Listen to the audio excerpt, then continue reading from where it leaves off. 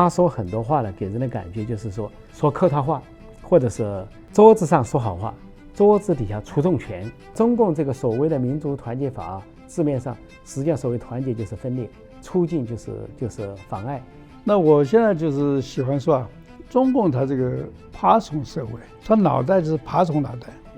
那什么叫爬虫脑袋呢 ？Fight or flight。你弱小我就吃定你，我就欺负你；你强大我就溜走。欺软怕硬，恃强凌弱。大家好，欢迎来到知进讲堂。我们今天很难得请到我们陈破空先生。那么陈破空先生上次也来过我们节目啊，大家知道他是64民运人士，民运以后后来被中共关了4年，那以后后来就到了美国。陈先生他是对美中台政治上面是他很有影响力。你们跟我们地方打个招呼。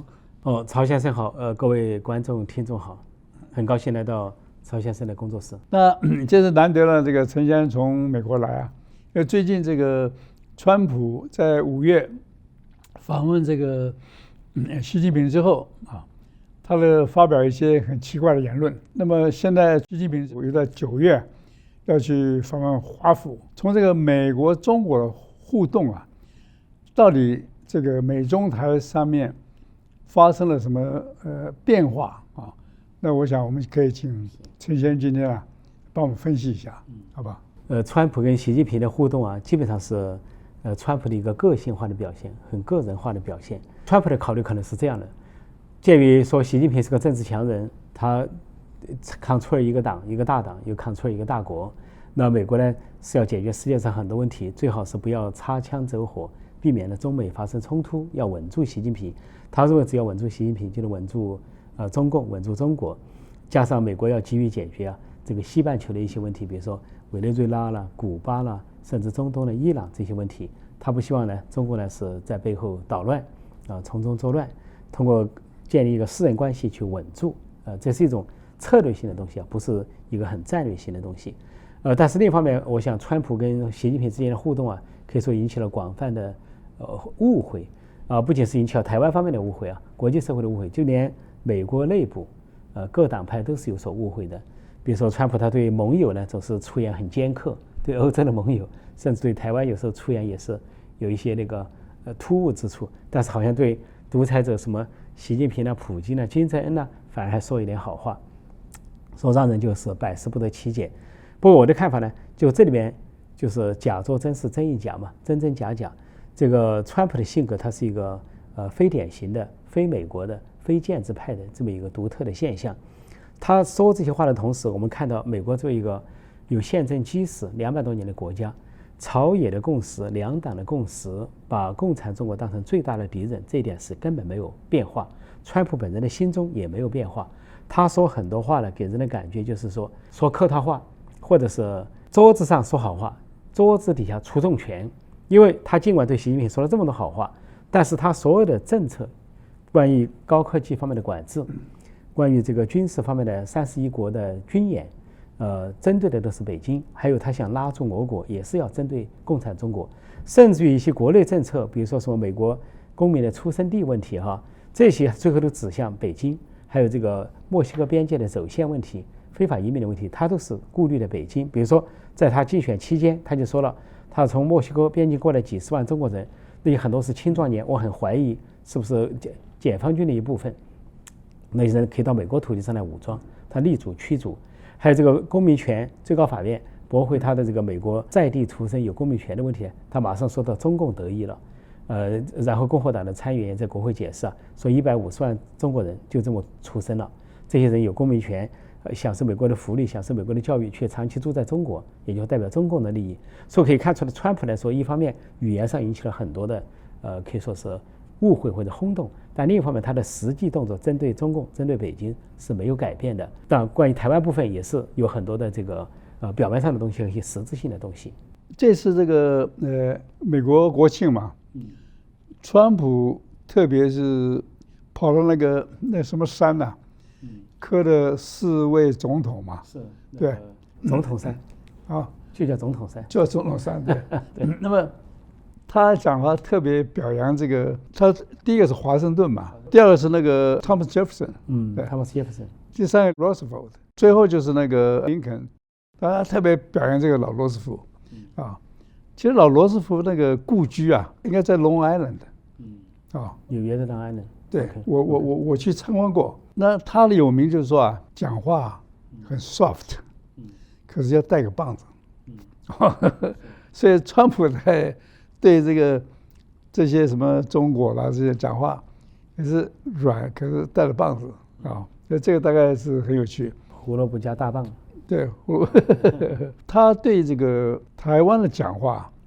他讲说我们不支持独立，支持独立一定引起两岸的紧张，我们不会说飞9500公里啊，来帮你台湾打仗，啊，这个我想对台湾的独派啊，是浇一盆冷水，那么当然多多少少也助长了中共的这个气焰了，啊，所以最近在7月1号他们通过了什么叫做民族团结法啊，团结促进法啊，紧接着你看就前年又发生这个石板民夫啊被殴打事件。那么殴打事件我们现在知道说那个是一个有香港身份的人，而且是贩过毒的毒贩，特地跑来打了一拳之后，当场就跑到机场，想转机到这个釜山去，就在还没上飞机之前把他逮掉。那么这也反映出来说，他们这个所谓的民族团结法案啊，它是要对海外的华人啊进行长臂管辖，习近平或者是暴力威胁，啊，所以这个是我觉得是我们值得注意的了。你也应该是他想做的对象嘛，眼中钉，肉中刺。说谁是我是也被他列为惩罚的对象。是光荣榜，我们看来是你上了光荣榜，他们列为台独分子哈。台湾是13个人上榜，是啊，那我在里面，看起来这个中共对这个吞并台湾啊，他这个势在必得啊。那么这次川普见了习近平之后，我看他气焰更加嚣张。你对这个看法怎么样？所以我就刚才曹董提的这一系列问题，我综合性的说了。首先回应一下曹董刚才提到说，川普说不想在9500英里之外去作战，这就是川普说而已。为什么呢？因为美国从来就在9500英里之外作战，2次大战如此，跟日本打，现在跟伊朗打也如此，还有这个1战2战的很多的区域战争，就是跑到伊朗更远了。对，因为美国是一个环球帝国，说的不好听，它在50多个国家有驻军或者军事基地，所以都在地球一绕都在9500英里之外。这第一个，他说这个话就说而已，没有逻辑性。再一个话，他说是台湾独立，甚至说好像台湾因为有美国支持才宣告独立，他把这个因果关系搞错了。台湾独立是400多年的梦想，是本土派400多年的梦想，面临很多外来政权的这种统治啊，台湾人民天然有一个独立的愿望，跟这跟别的国家和地区的人民是一样的，所以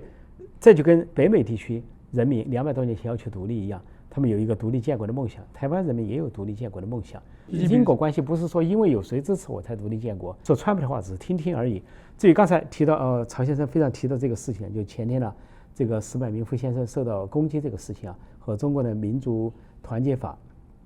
这个现在我觉得台湾方面的定义应该是比较准确的，说中共推出了这个恶法之后啊，第一例跨境镇压。那中共这个所谓的民族团结法啊，字面上实际上所谓团结就是分裂，促进就是妨碍。它是针对新疆、西藏，针对内蒙古，要灭绝人家的语言、文化和宗教特征，彻底灭绝，彻底汉化。那对香港和台湾就彻底的恐吓，对台湾就隔岸恐吓。刚好有个叫曾丽文的人还创造一个什么台湾民族这个词，那也成了好像民族什么少数民族的一部分。所以中共在这个恶法，它实际上是3部曲，是国家恐怖主义的3部曲。第1部曲叫反国家分裂法，就是对恐吓台湾了或恐吓少数民族。第2个港版国安法，赤裸裸的国家恐怖主义，撕毁中英联合声明，撕毁一国两制，砸毁香港。第3步就是这个所谓民族团结法，就是都是一个国家恐怖主义的组成部分，所以他的恐怖行为就来了。说这回针对台日媒体人石坂民夫先生呢，也是曹先生的好朋友，也是我的好朋友。但这个攻击是有很多重意义的。首先我们知道，共产党这个政权靠暴力起家，也靠暴力维持。它70多年过去了，本性没变。原来改革开放时代，中国人还议论一下说，是不是从革命党变成执政党？但是中共的本性完全没变。到习时代又拉回去了，他还宣告改革开放寿终正寝，他自己是新时代。那毛泽东当年革命的时候靠的就是地痞流氓啊，后来那个共产党的延安的时候是靠种鸦片、种罂粟来维持军饷，跟今天那个塔利班一样。所以这个攻击石坂民夫这个是个毒贩，是个臭名昭著的毒贩，中共就利用这样的人说跨境来恐吓。那他的恐吓呢，不仅是对台湾想起了个寒蝉效应，想恐吓他的跨境镇压，而且他是在破坏台日友谊。因为石坂民夫先生是一个中日混血儿，他象征的是台日合作、台日同盟。那么攻击石坂民夫先生也是在恐吓日本，那不光是恐吓台湾，也是恐吓日本，对台日联盟的一种恐吓。那接下来当然他也是对美国、对台湾民主的攻击，对台湾民主的一个考验和挑战。他想测试一下究竟台湾这个内部会恐惧到什么程度。所以这次呢，台湾我觉得行政效率非常高，在最后10分钟把这个嫌犯逮捕归案，羁押禁见，这对中共是沉重打击。中国以为通过这种流氓地痞混混想切割他可能不承认，他认为他是个人行为，但是恰好给台湾社会敲响了警钟。警钟之一就是，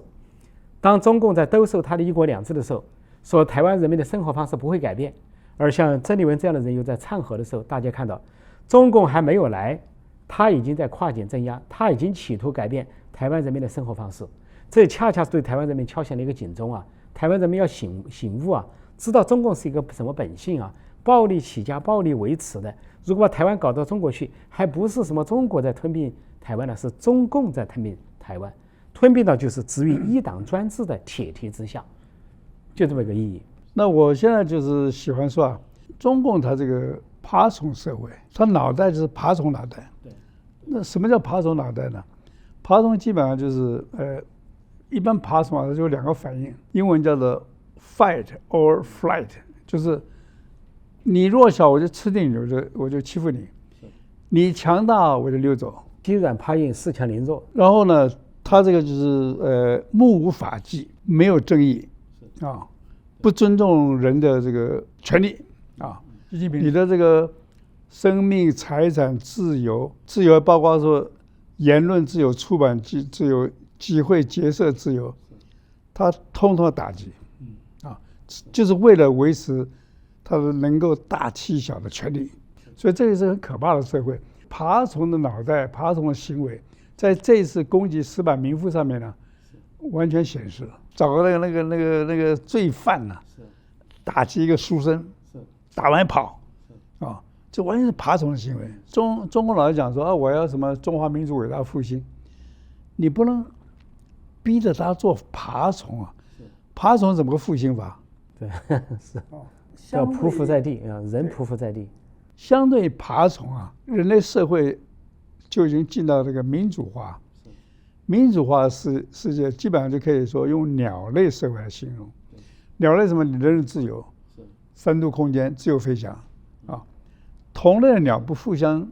欺负的啊，鸟类也不会去争地盘，因为天上树那么多，我哪个树都可以筑巢啊，对不对？不会有地盘。